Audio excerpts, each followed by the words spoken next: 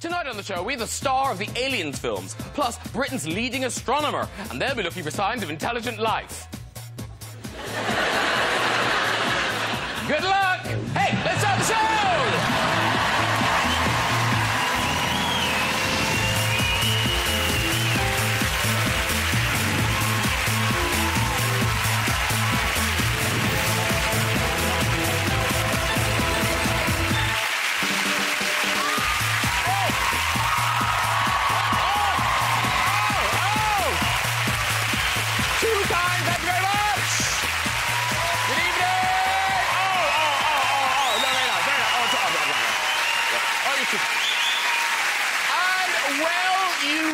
Clap, because tonight's show, ladies and gentlemen, out of this world, Hollywood star Sigourney Weaver is here. Yeah. Stargazer, Professor Brian Cox is here. Yeah. Hilarious comic Sandi Toksvig is here. Wow, Sandi Toksvig. And we'll be having music from the fantastic Sugarland. Yes.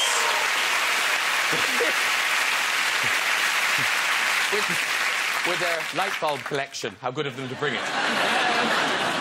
It's nice. It's Christmassy. I'll give it that. Now, what can I tell you about Brian Cox? Well, recently, he was voted the world's sexiest astronomer. Seriously, he was. Yeah. Ooh, hello. Mind you, it's not much of an achievement when you consider who came second.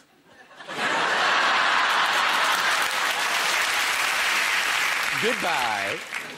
Now, Brian's very involved in the space program, and there are so many similarities between America and Britain's space programs. I mean, here's NASA, yeah, getting ready to launch a shuttle in space, and here's the brains behind the British space program. Come on, everyone, throw as hard as you can. So pleased to welcome Sigourney Weaver to the show. Oscar-nominated 3 times, won 2 Golden Globes, and, of course, one of the stars of Avatar, the most successful film ever. Apparently, they spent millions creating those blue characters. Where are you? Yeah,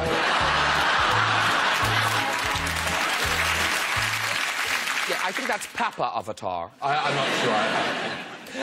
And I particularly liked Sigourney in Gorillas in the Mist. Oh, here's the star of the film arriving in London for the premiere. Yeah. Want a tip? Clear out the back of your cab. I just had a dump.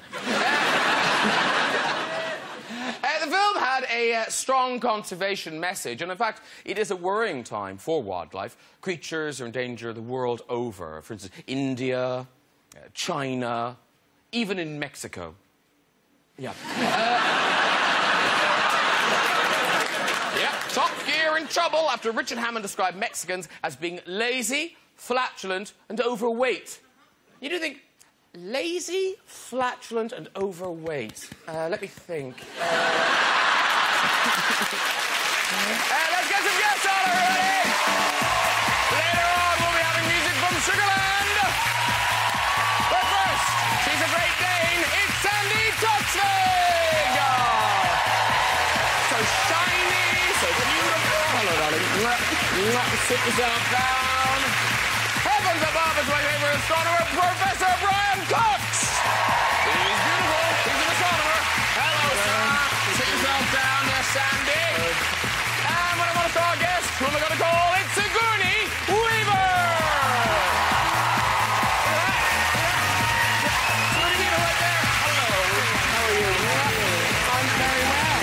Very well. And you're me. Hi. Brian, Sandi, Sigourney. Sigourney. Brian, Sigourney, Brian, Sandi. It's quite a height differential on the couch tonight. I don't know what you're suggesting. People presumably... You know that thing when you meet a tall person, you don't mean to say, gosh, you're tall, but you do end up saying, gosh, you're tall. Do people just do it all the time? Actually, I don't think I notice. I think if you're a tall person, you always think you're the same height as everybody else. It's only when you see each other in a reflection that you realize you're a head above people. Don't you find that's true? Yeah, you know, absolutely. We just assume we're all the same height. No. I mean,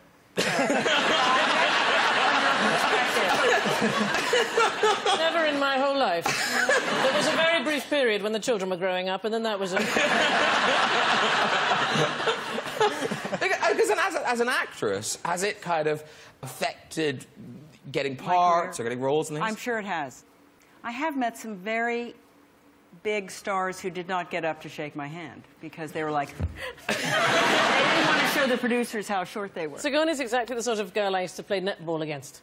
Really? Yeah. I bet you won those. I was swift. I was between the legs before they knew it. I'll keep my eye on you tonight. I just thought that's not a sentence that reflects well on me.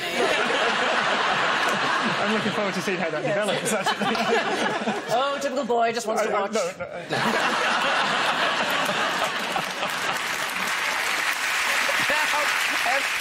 Science fiction fans, I'm sure there are many in the audience, meeting you must be just like all the Christmases come at once. Because, I mean, all the Alien movies, Two Ghostbusters, Galaxy Quest, and now I've got Avatar, the mother lode, the most successful film of all time. Yes. And obviously there's going to be another one. Apparently, maybe more than one. Maybe two. Oh, OK. Yes. They're going to do different colours. I'll make the suggestion. The Rainbow Nation. Right, exactly.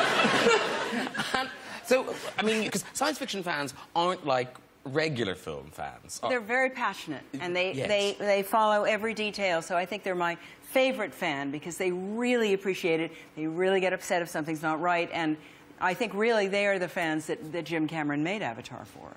Because you go to the conventions, don't you? Yes, I love to go to Comic-Con, and I don't know if they have one over in England, but it's great fun. You should all come because you get to dress up, and it's really awesome. But it must be it must be mobbed. Well, they don't usually let you go out to where everybody is, which is a shame. But I was able to put a Batman mask on and kind of cruise through the area. And it was, I mean, no one could have cared less about me. They were all so beautifully decked out in, you know, all kinds of outlandish space costumes and talking to each other, and it was just marvelous, really marvelous. I hated to leave. Next time you do that, can I come as Robin? We'll get in the car and everything. That's two images you put in my head tonight. And Brian, is science something new to you, or you as a little boy, were you kind of into science fiction and all of that? Yeah, absolutely. I mean, I was born in '68, so it was the tail end of Apollo. And I remember that vividly in the house. I don't remember watching it, but I remember growing up in a house which had pictures of the moon landings on the walls. And then science fiction kind of merged into it. No, sorry. They had pictures of the moon landing on your walls. In my house, no, because my dad had the newspaper cover from July '69, and so I remember all that. But then science fiction kind of merged in, and I couldn't tell the difference because it was Star Wars. I was of the Star Wars generation, and then Alien, which made a huge impact on me. I'm afraid to say I saw it at school. We had a film club at school in 1979, and it was one of the first films I'd ever seen on a big screen, and they showed us Alien. I was 11 years old. See, and it made a scar forever. It's my favourite science fiction film to this day. Partly because it's the first one that made an enormous impact on me 2 years after Star Wars, wasn't it? And you're still willing to go into space. Yeah, you didn't put me off. Okay. you tried 4 times. I've scarred a lot of people. Yeah. But see, I feel really bad now because I'm afraid I've never seen Alien. And I thought to myself as a child, well, what are the chances I'll ever sit on a sofa next to Sigourney Weaver and have to explain myself? But weirdly, of the 3 people in the couch, yes, you have an extraordinary connection. I do have an extraordinary connection to space. Sigourney, can you remember where you were when Neil Armstrong stepped onto the moon, the first man on the moon? Can you remember what were you doing? I was at a friend's house watching television. OK, I was 11 years old, and I was in mission control in Houston, holding Neil Armstrong's secretary's hand. Isn't that mad? Isn't that incredible? How did that happen? Well, I was roughly the height I am now, and I was cute. And my father was covering the space for Danish television. And in those days, nobody had all the security business. And it just took the kids to work with him. And so I was wandering around, and I was in this mission control, and I met this woman, and she was very nervous. And I said, why are you nervous? And she said, well, I know the man is going to step onto the moon. And I said, well, don't worry, I'll hold your hand. And so we stood, and we held hands while he stepped out onto the moon. I love the idea of Neil Armstrong having a secretary. I know. It didn't occur to me that astronauts, you know, gave dictation and Oh, stuff. well, he must have to have somebody to get coffee. Of course. He's busy. He's weightless. Yeah, exactly. His things to do. No wonder he was so keen on that pen that could write upside down. He loved that. That was the only thing that moon landing brought us, wasn't it? Pen that could write upside down and some dried mashed potato. That was about it. You know, it brought us a generation of scientists and engineers, bore me. I've got to say.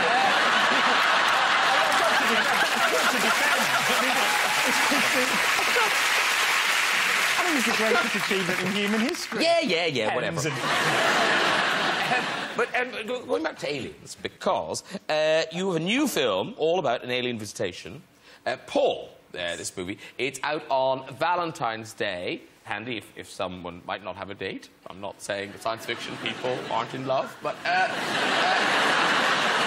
actually, no. The point, anyway, it's a very funny film. I really... And actually a great date movie. It would be a good, yes, because it's a little bit sexy and it's funny.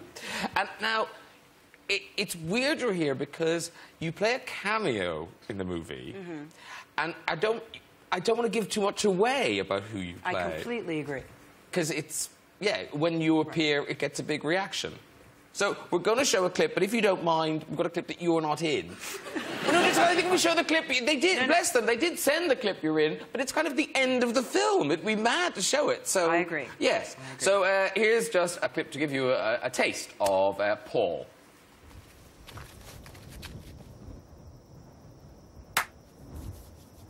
What are you doing? Just watch.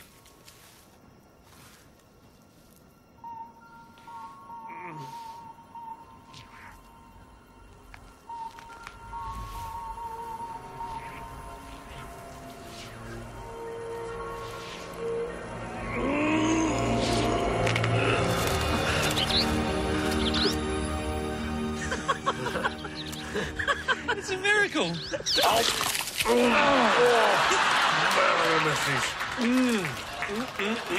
How would you do that? I'm not going to eat a dead bird, am I? It's a really funny film.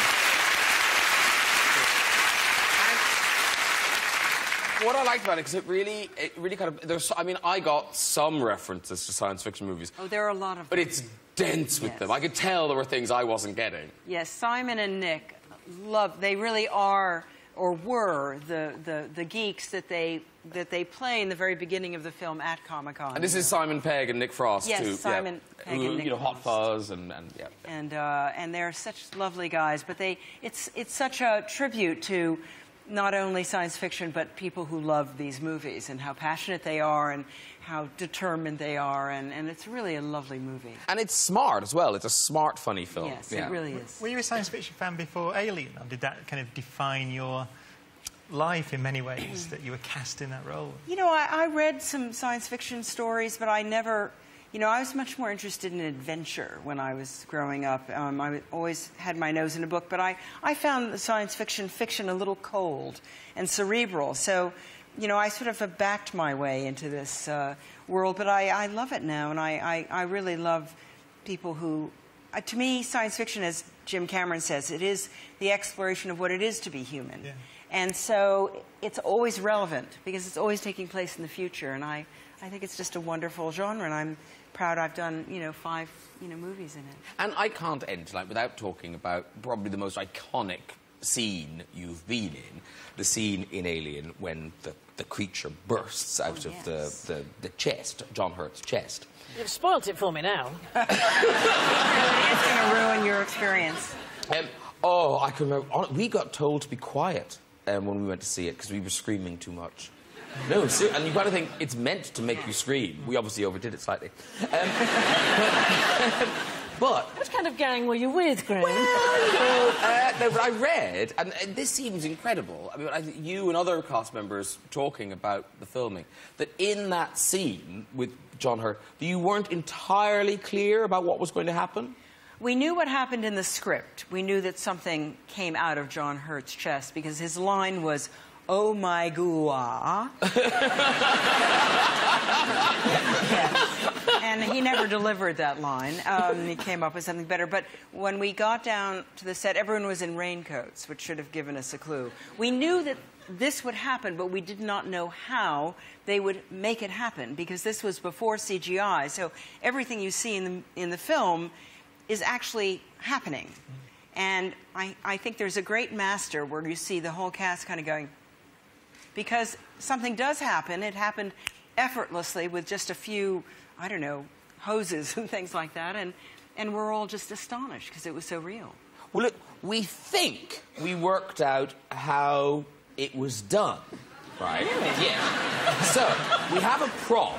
We have a prop. So if we want to come over and check it out to tell us if this is how it's done. So come with me. Now, Sandi, you've never seen the... Do you want to be John Hurt? I don't know. Is it a good part? Yes. You can be John Hurt. It's memorable. So, basically, this is... I'll take this off here. We go like that. There's a little seat in there. Oh, lovely. Thank you. So you hop on there.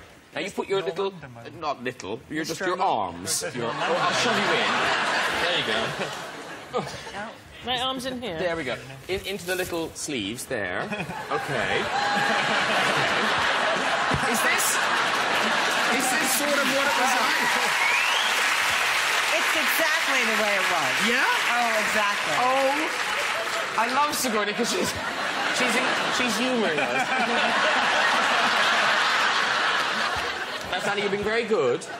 No. No. But no, if you get into your character... We're having breakfast, Okay. and suddenly he starts coughing. Right. And he can't stop coughing, Okay. and then suddenly something starts to burst out of his chest, and... Okay, so... Yeah, so, it's exactly so you're how it begins. in the end, he's in terrible pain. We're going a bit hysterical. Is this right? Yes, Okay, all right. so you're thrashing around. Just move a leg. You're thrashing. Okay. We're doing a bit of screaming and maybe moving backwards. Yes.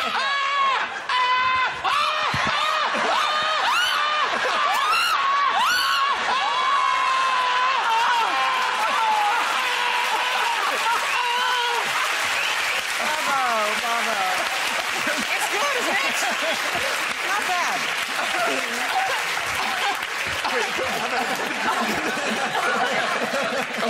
Oh, my God! I am never seeing that film. It looks a little like a Tyrannosaurus Rex. I bet no one has ever seen it from this angle. Isn't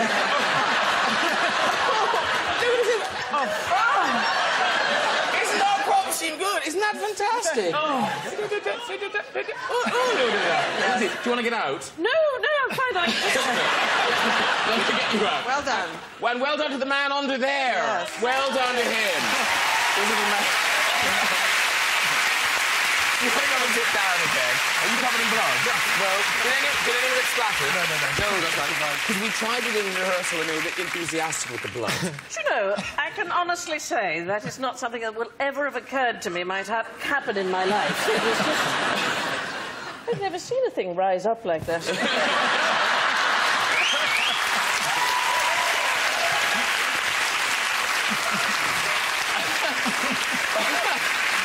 Now listen, we must talk about Brian's new series, which starts on the 6th of March on BBC Two, and it's called Wonders of the Universe! Earth. What's it all about? Should have you on it. No, I'll stop.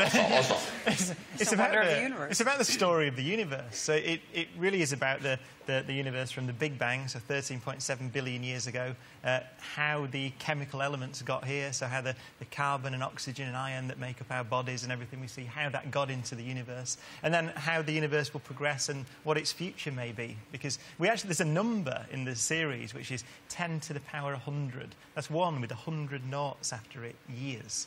And we can actually make predictions about what will happen to the universe up to that point. It's the point when all the stars have gone, all the black holes have evaporated away. It's an astonishingly long time. But we can make concrete predictions about what will happen that far into the future. But so can I make a prediction that maybe we won't be around then? Oh, no, we won't. I mean, No. we have... So it's nice if you do it, but what's it for? I mean, in that... I mean, everything's gone. But will somebody that's will what there we be do. somebody around? No, we think... this is going to be very miserable. That we think that the universe is going to end in something called the heat death, which is that if it carries on expanding forever, then there will literally be no structures left. There'll be no information left. There's no possibility of life. But you are right, having said that, that even on this planet, we've got at least 1 billion years before the sun begins to get hotter. Oh, phew, oh, good. There's a very famous... I was giving up my Sky Plus. I was like, what's the point? Well, in a very deep sense. Series link? I don't think so. The series looks beautiful. It's beautifully shot. We've got a clip here.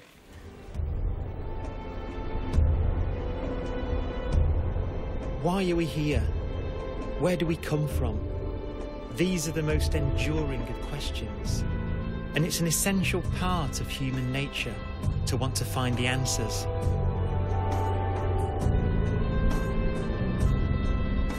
Now, we can trace our ancestry back hundreds of thousands of years to the dawn of humankind.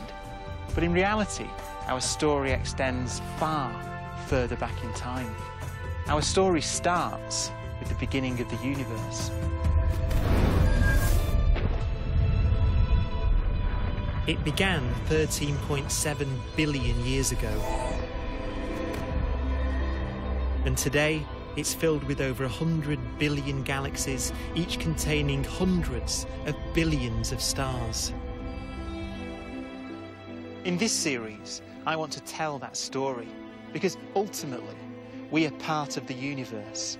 So, its story is our story. Wow.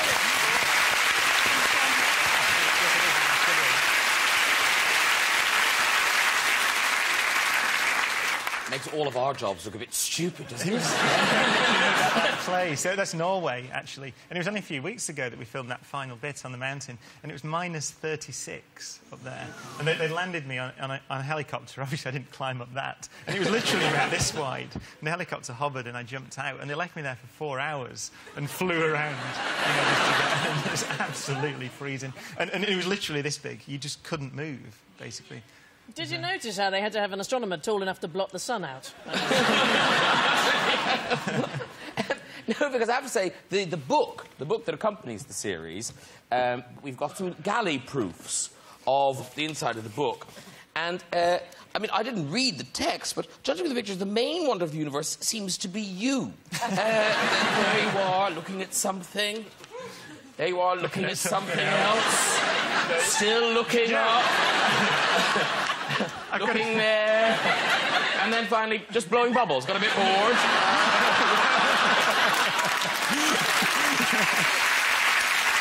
But no, I tell you, this man, he's on the People magazine, sexiest people alive. I've heard. You, aren't you? You're not supposed to say I've heard. You're supposed to say, oh, yes.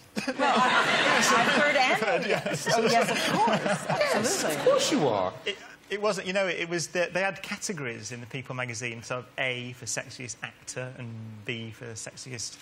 Baker. Bus driver, baker. And I was under Q, which was for quantum physicist. And I think that's because there's nothing else you can think of, is there? What else could it have been? Queer chat show host? Yeah. Queer chat show host. That'll be... Hello. That'll be next year. Sadly overlooked.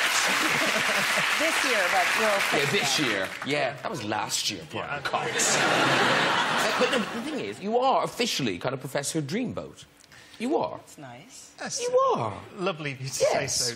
Well, what we thought we'd do is we would give some of the, well, nerds in the audience an opportunity to try out sort of chat-up lines on you. So imagine we're on a sort of special nerd edition of Blind Date, OK? And you're in the chair. You're the one, right? So you're the I'm one behind the gonna- screen. So if I give you this to read, if you read that out, So I'm Laura, whatever. Go. Hello, girls. I'm Brian from Oldham. Woohoo! I love the wonders of the universe. So if you were to go out with me, what heavenly body would you be and why? And that question goes to anyone. Yeah. OK. So we've got some microphones up here. So who's up first? OK. Oh, you're over there. The more dangerous people have been put on that side of the audience. Hello, I'm Rosemary from Banbury. Hi, Brian. If I was a planet or a solar system, I would be the Milky Way. Not just any Milky Way, but a silky smooth, thick, chocolatey one that would not melt in your hand, only in your mouth.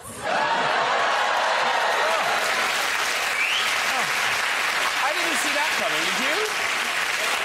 She's on the dangerous side. She's on the dangerous side. Whatever I thought that woman was going to say wasn't that. She's essentially effectively saying I'm an object the mass of 100 billion suns. Oh, that was what she said. I like the science explanation. The woman going, I thought I was just saying I'd have sex with you. I had no idea. Another one. Quick. Hello. Hi, Brian. Hello. I'm Lucy from Liverpool. And if I was an atom, I'd share all my electrons with you for maximum chemical bondage. That sounded good. That's good. Is that the best one so far? That's the best one so far by miles. So chemical bondage exists. Chemical bonding. She said bonding, didn't she? She said bondage. Bondage all in your mind. Chemical bondage. Crikey.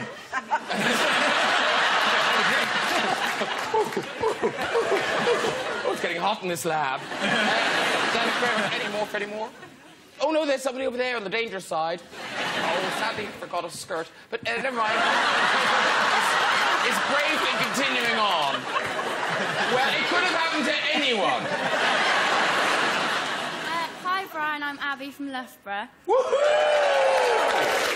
I'd be a comet, as although it may appear to be dirty and insignificant, if you collide with me, I will cause earthquakes to run up and down your body and provide an unforgettable experience. No, you don't look dirty and insignificant. I'll tell you what, though, I quite like the sound of that. Lovely. Yeah. Thank you very much. Any more, Freddie Moore? Any more? Oh. There was bound to be one, Brian. This is actually for Sigourney. Oh! So if I was a planet, I'd be planet LV-426 from the film Aliens. Oh, yes, and you're, I'm afraid, infested with aliens. Quite possibly. Oh. Although I've got I'm sure there's something you can get for that. Although I've got a rough and cold and windy exterior, there is a heart that beats inside, and I know if I can win you over, perhaps it could turn into a chest burster. Oh. That's beautiful. Don't encourage him.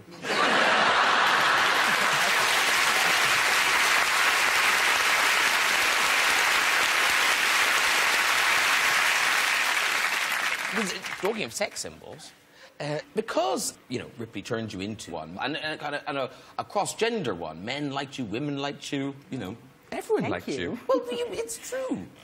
Everybody loved you. No, absolutely, Everybody. Yes. You haven't even seen it. No, How do you feel? She's being a good guest. I was being a good guest, and I was speaking for the frisson on the sofa. I see. And in fact, Sally, you can help us now, because we came upon a Ripley fan forum in Denmark, right? Oh, really? We were Googling you extensively. Excuse me? All right, Pardon you say me. so. And we found this, but it is in Danish. Okay. So if you come and look over my shoulder, you can alert, because it might be, I don't know, it could be too vile to put on television, but I don't think so. Oh, here it is. Hang on, it's the one. Now, I think I know what that means. Sigourney Weaver panties for. This is a person looking for Sigourney's pants. So here's the website. I don't know how else to put that nicely. Wow, there's not much to look for. Very small pants, Sigourney. They're very tiny. So that just means where? That just means where, yes, where. Yeah. And then this is, Heber, can help me. Well, that means, can you help me? Can you help? No, darling, you're practically fluent. Sit down.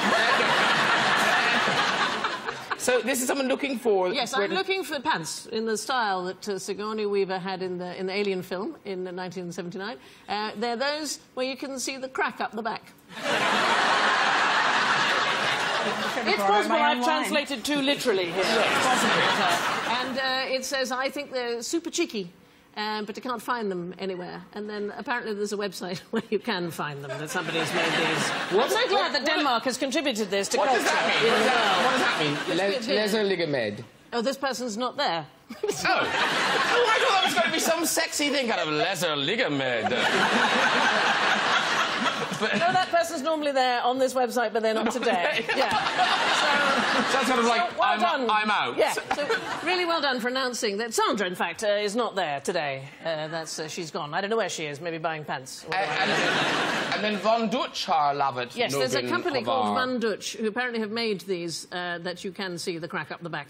So essentially, yes. This isn't really a kind of sexy website, it's just a shopping. No, it's just shopping for very small pants is the thing. But I'm glad that Denmark has contributed in a small way like this. This is a... Denmark has contributed so much. Yes, but bacon. Of course, yes. Actually, can I show you? I can do... I normally only do this when I'm what the... people in show business call tired and emotional, and the press insist on calling pissed. But I can do an impersonation of bacon. Oh, please do. Yeah. Do I need to get out of the way? No, it's fine because I'm Danish. In fact, if you took my clothes off, I have it written in blue up one side of my body, and so I'm going to be streaky bacon, if that's okay, because well, for back bacon you need much bigger hips. I think you need a bigger hip for it. So I will lie down like this. So you just imagine that I'm on the pan and the heat has just started. Okay, so just.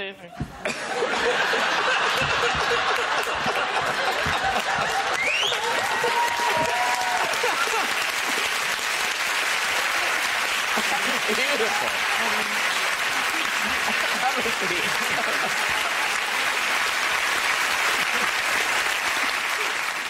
Can I just contribute the one fact that those little tiny pants were from Marks and Sparks? Oh! And I don't know that they still make them. In fact, I rather doubt they don't.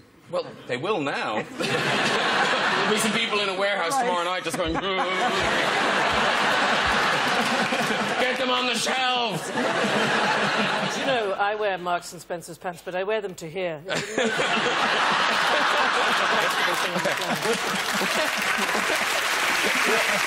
let all that just sink in.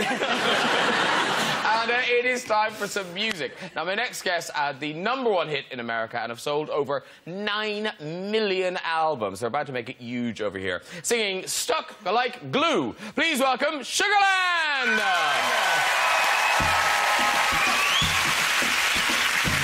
Absolutely no one who knows me better. No one that can make me feel so good. How do we stay so long together when everybody said we never would? And just when I start to think they're right, that love has died. There you go, making my heart beat again, heart beat again, heart beat again. There you go, making me feel like a kid. Won't you do it one time? And there you go, pulling me right back in, right back in, right back in. And I know I'm never letting this go. I'm stuck on you, whoa, stuck like glue. You and me, baby, we're stuck like glue. Whoa, stuck like glue. You and me, baby, we're stuck like glue. Some days I don't feel like trying, no. Some days, you know, I wanna just give up. When it doesn't matter who's right, fine about it all night, had enough. You give me that look, I'm sorry, baby, let's make up. You do that thing that makes me laugh, and just like that, there you go, making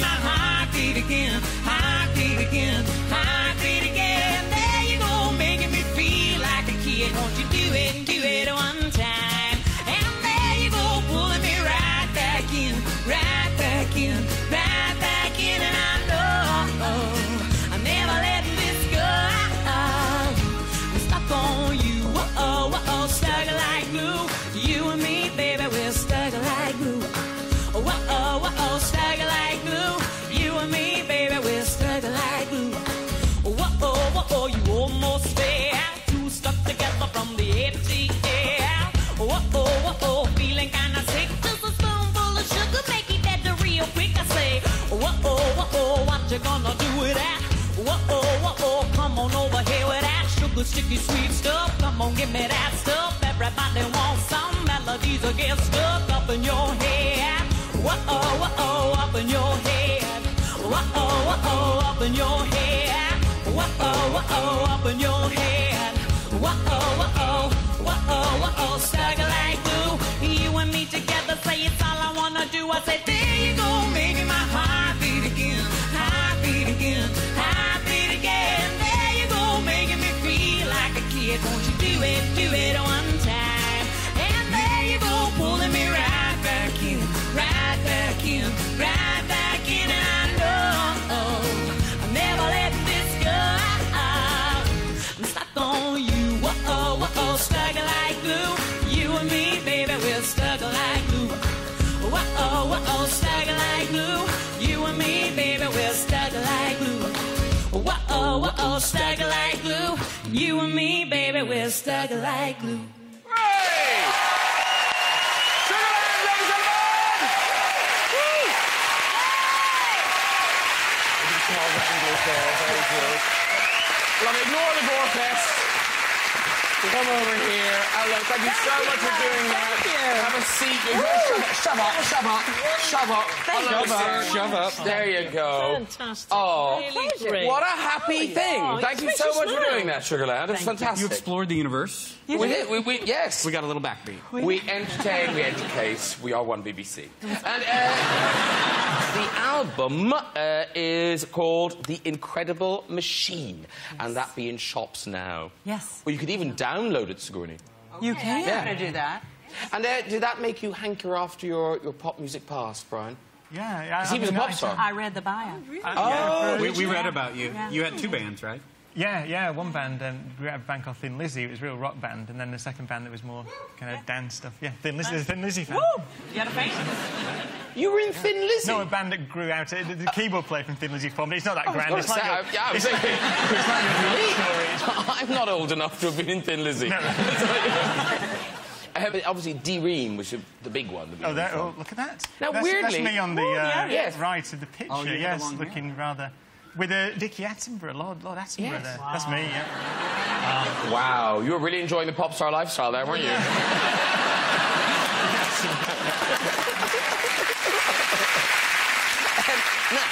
we're very nearly done, but before we go, we've got some stories in our red chair. So let's see... Oh, look at that. So let's see who's up first. Hello? Hello. Hello? What's your name? My name's Natanya. Natanya? Yeah. What a nice group of names. And, no, but it's like your parents couldn't decide. It's like, we'll fight over it, we'll call her Natanya. There we That's go. the name of an Israeli town. I worked in a kibbutz outside of Netanya. Were you named after Netanya? Yes, I was. Very beautiful place. Oh, wow! That is good. That is very good. Wow. Because as a student, you worked in a kibbutz, didn't you? I did. Yes. I did. Where are you from, Natanya? I'm from Norfolk. Norfolk. OK. So, Natanya from Norfolk, best story she knows. This is her anecdote to end all anecdotes. Off you go. Well, I'm a zookeeper, and one day I was just raking in an ocelot enclosure, which is basically a small cat about the size of a Springer Spaniel. And basically, she was just there, and she just clamped onto my hand, and I had to basically pretend it wasn't hurting or anything. The only thing that I could do was radio for backup. It took about 5 minutes before someone could come and rescue me. It wasn't going anywhere.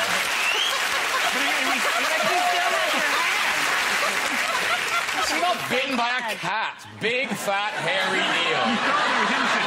It went nowhere. 5 minutes went by. My life. OK, who's next? Hello, sir. Tino from Southend. Hey! He's still in blind date mode. OK. I have high hopes, Tino. OK, off you go, sir. I'm a taxi driver from Southend, and we do a charity outing once a year for underprivileged children. And me and my ex-partner dressed up as Smurf and Smurfette. It took us 4 days and 10 days, respectively, to get the blue paint off.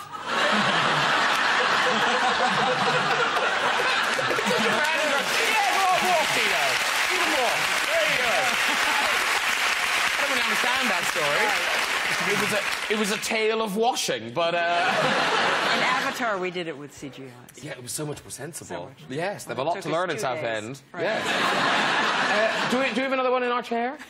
We do. Hello. Hello, it's What- Helen. Where are you from, Helen? Kettering. And what do you do? I teach Tai Chi, I do art, and I'm a housewife. Would you say you're the top Tai Chi teacher in Kettering? Oh, without a doubt. Yeah, I sensed it. I did. She is your go-to Tai Chi person in Kettering. If you need Tai Chi in Kettering, her. I say her because I've forgotten her name. Can you remember it? Helen. Helen. Sorry, Helen. It's Helen! Sigourney, I can't believe you forgot. I did. It's Helen. Didn't hear me. Helen, Queen of Tai Chi and other things that I've also forgotten. Off you go. I'd come back from a date with my ex, absolutely busting to go to the loo. Went running upstairs, quick. Threw the door open. Gets to the loo, lifts up my top, pulling down my trousers, and I hear this voice. Hi. Looks round, and it's my date's father sitting in the bath. That is a very good story, Tai Chi lady. We're on a roll. We're on a roll. Brother, off you go. Walk. Excellent story. I wasn't expecting him. Were you? I wasn't expecting I don't think him. he was either. No, I didn't even think it was his house. Perhaps there's another story there. What the hell was he doing in her bath? So we have one more. Okay, one more. Then we're done. Okay. Hello. Hello. Don't look so nervous. You're fine. No, good. What's your name? Debbie. Debbie. And where are you from, Debbie? Norfolk. Oh, you're from Norfolk. Do you know the other lady from Norfolk? Yeah, she's my daughter. Really? You didn't work in a kibbutz, did you? No. No, but you know this town in Israel. Yes, I went there and I was pregnant at the time and I did one of those things where I just named her after the place. It's a beautiful place. Like Brooklyn. Oh. And recycling centre. Okay.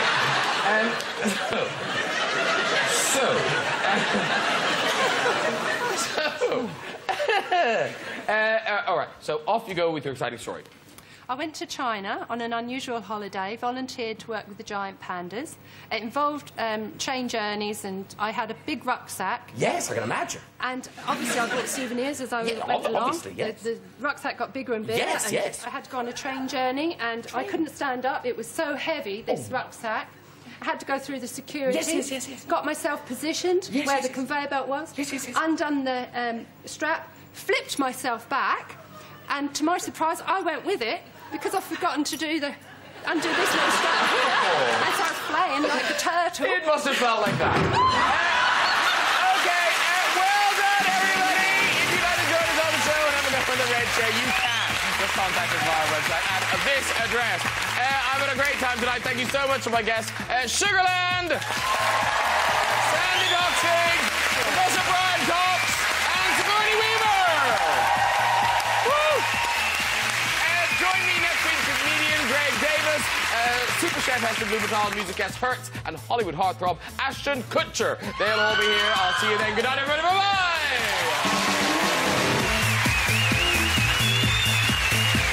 What happens when life as we know it changes in an instant, right at your door? A thriller that will have you questioning yourself after the National Lottery Friday night draws next.